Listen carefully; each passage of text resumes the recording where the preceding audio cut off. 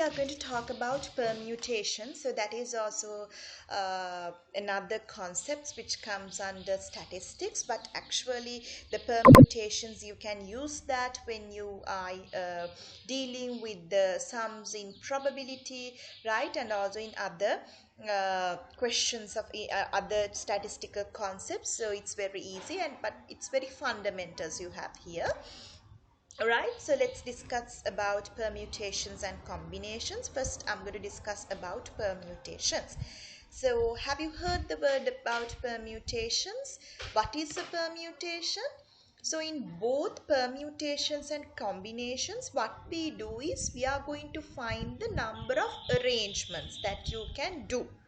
Right, so what's the difference between permutations and combinations is in permutations we always consider about the order.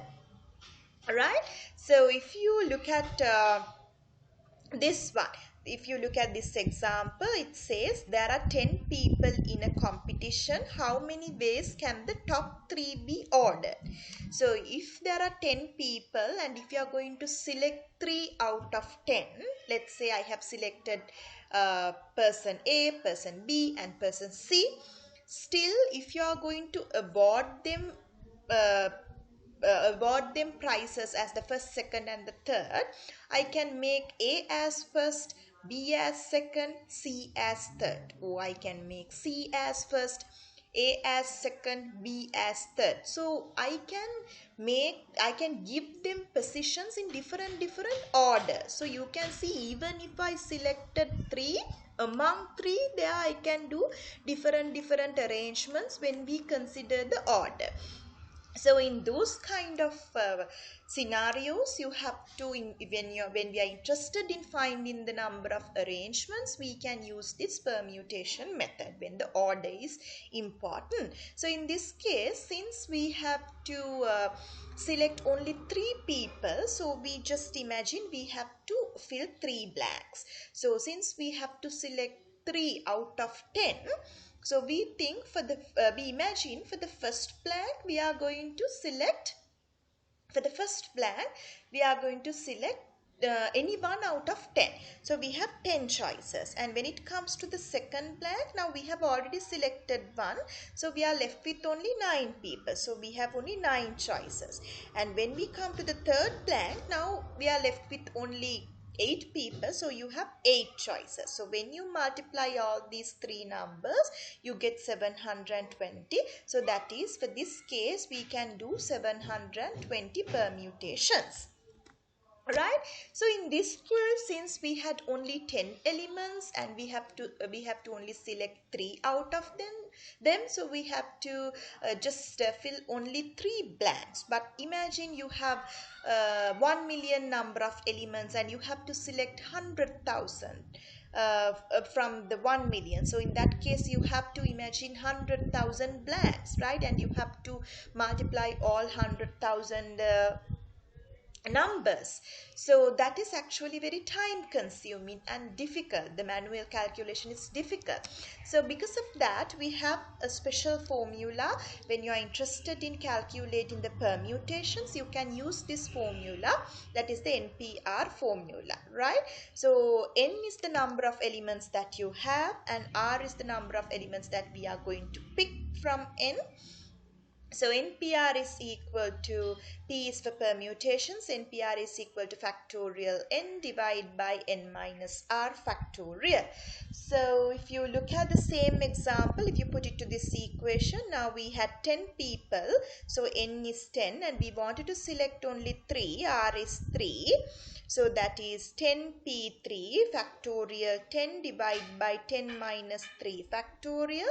That is factorial 10 divided by factorial 7. That is equal to 120. So you get the same answer. So if you look at your scientific calculator, you have a key for this permutation. Even you can use that, you get the same answer. So you can find easily the number of permutations for your interested question. Right, so let's look at this one. Now let's say you are given with three letters A, B and C, and you have to arrange all three letters, right? So you have to find how many different arrangements are there. So in this case, if you put it to this equation, you have three letters. So N is 3 and you have to arrange all three. So the R is also 3. So this will become 3p3. So that is factorial 3 divided by 3 minus 3 factorial. So 3 minus 3 is 0. Factorial 0 is always equal to 1. So that is factorial 3 divided by 1. That is factorial 3. So factorial 3 is 3 into 2 into 1. That is 6. So you get the same answer even if you try to fill out the blanks. That is, if you take, now in this case, since we have to arrange three letters, we can imagine that we have to fill three blanks, right? So for the first blank, we have three choices. We can select any letter among A, B and C. So we have three options. And for the second one, now we have already used one letter. So we are left with only two options. And for the third one, we have already used two letters and we are left with only one option. So when you multiply, you have 6 options there, right? So the number of permutations is equal to 6. You can see even if you fill the blanks and even you use NPR notation, you get the same answer. Right, if you look at this one, a combination lock will open when the right choice of three numbers from 1 to 30 inclusive is selected. How many different lock combinations are possible assuming no number is repeated? Right, you can't repeat any number, so you have to open a combination lock. In this combination lock, there are 3 digits, right? And these 3 digits are coming from the numbers 1 to 30. No repetition is there. That is, for an example, if you use 1, 2, 3 as your combination lock, you have to enter 1, 2, 3 as it is. If you enter it as 1, 3, 2, you cannot open because the order is important there, right? Even if you have selected the same set of digits, if the order is different, you can't open the combination lock. So you can see in this case, the order is important. That's why we have considered this as a permutation. So you have 30 numbers and you have to select 3. So that is 30p3. Right? So factorial 30 divided by 30 minus 3 factorial. So that is factorial 30 divided by factorial 27.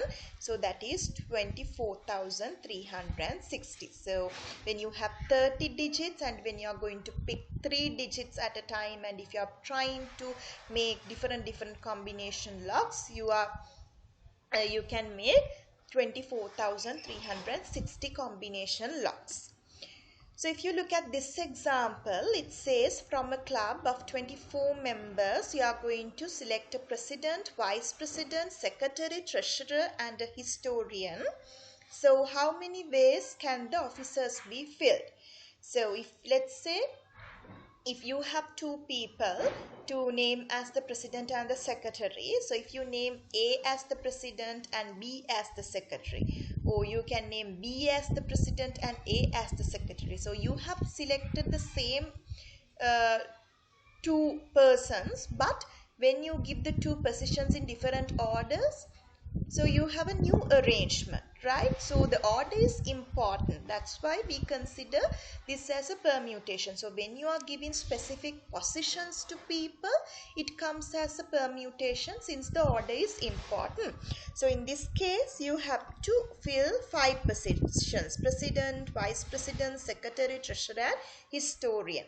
Altogether, you have 24 people. So from 24, you have to fill 5. That is 24p5.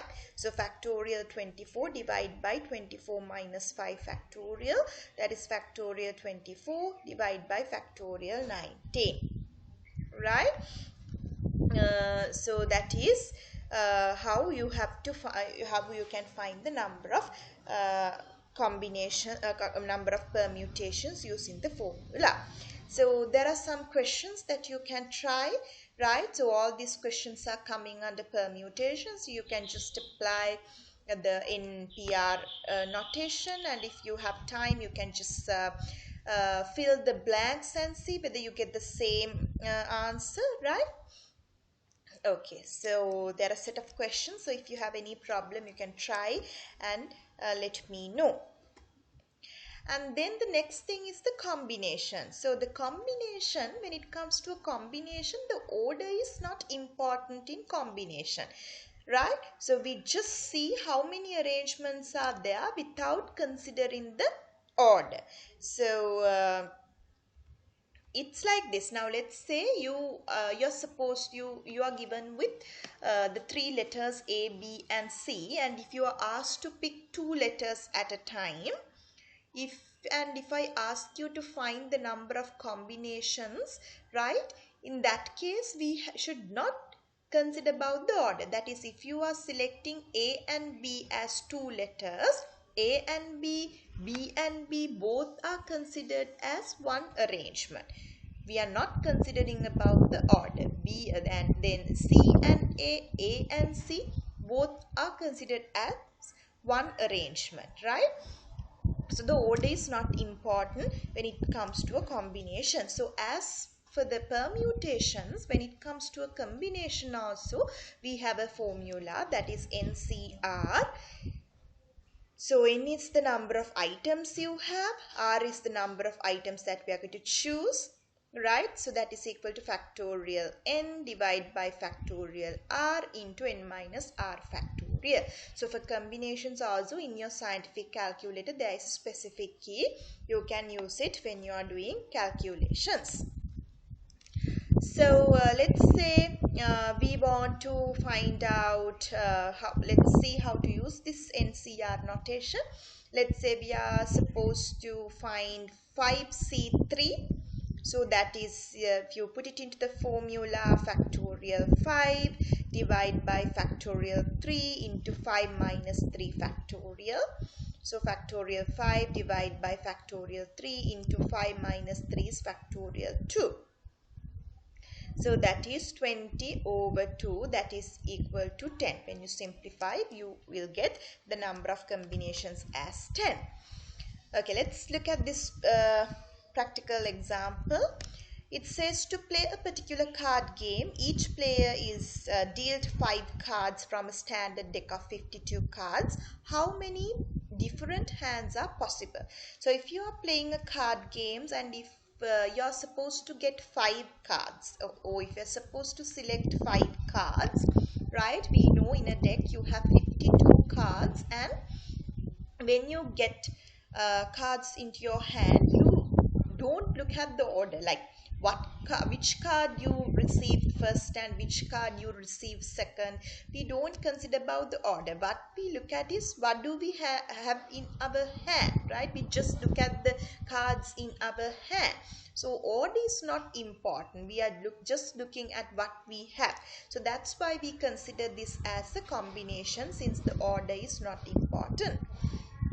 Right, so that is 52 C5, so that is factorial 52 divided by factorial 5 into 52 minus 5 factorial. So when you simplify this, you will get the number of you will get the number of combinations, right? So that is 2.5,098,960 number of combinations are there. And if you look at this example, it says a student must answer 3 out of 5 essay questions on a test. In how many different ways can the student select the questions? So now in the exam, let's imagine for your final exam paper, I'm going to give you a choice. So if I give you 5 questions and if I ask you to select any 3, right, I don't know what you're going to select at first. Maybe you're going to write answer for the first question for the first time, then the last question and the fourth question next, right? So if you have selected question number 1, 4 and 5, it doesn't matter what is the order. So let's say there's another student, she or he has selected the same number of questions, that is question number 4, 5 and 1, but when she answers, she's first answering question number 5, then question number 4, and question number 1. So if you have answered all the things correctly, both of y'all will get full marks. So order is not important. What I'm looking at is what have you given as the answers for the questions, right? So that's why order is not important. So in this case, you have 5 options to select, and among that we have to select only 3, that is 5C3.